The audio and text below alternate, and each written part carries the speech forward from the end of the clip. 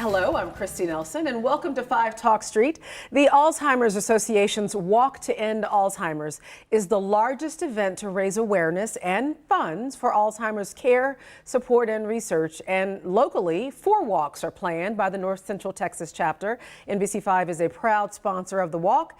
And here to tell us how you can join us are board members Paul and Elaine Morgan. Thanks to you both for joining us. Thank you for having us. It's wonderful to have you here. So, of course, this disease really impacts most of us, either directly or indirectly. So I'm curious to know, how does it affect you? Well, my husband was diagnosed with Alzheimer's in 2011, and he passed away 5 years later.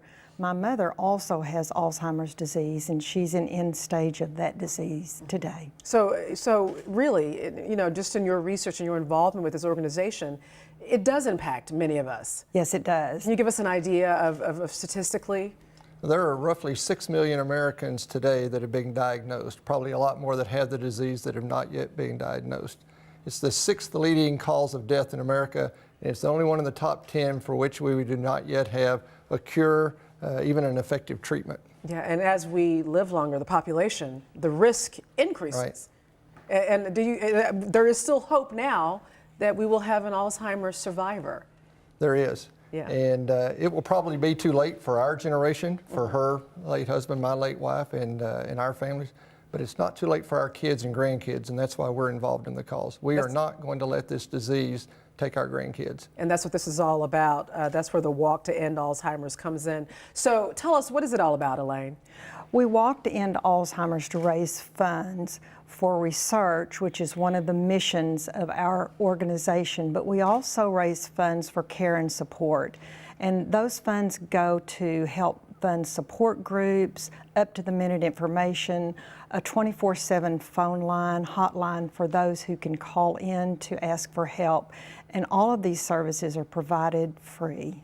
That's amazing. And there's a special tribute ceremony during these walks. Tell us about that, Paul. Well, at the end of the walk, there is we used to call it the flower or the promise garden, but it's a tribute ceremony where each of the participants in the walk have a color-coded, we call it a flower, it's a pinwheel. And the colors of the pinwheels designate your connection to the disease. Purple is for people like us who have lost a loved one to Alzheimer's disease.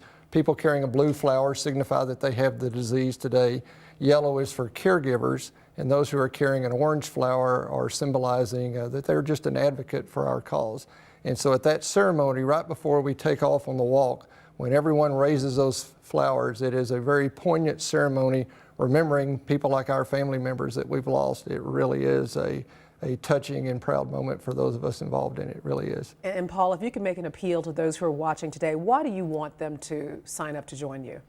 Well, the Walk to End Alzheimer's is the single largest fundraiser for our cause. And as Elaine mentioned, that's the money we use that will research and find that cure someday. And so we would like for them to join us. You can go to our website, alz.org, click on the link to the walk, find the walk in the city closest to you, and you can either form your own team and invite your friends and family to join you. You can join an existing team like ours, or you can just simply donate to the cause. That's what we would love the viewers to do. Yeah, and Elaine, how do people get support? Because I'm sure when your family members were diagnosed, you needed support. What's your best advice for people who need support? I think the first step is to call the 24/7 helpline.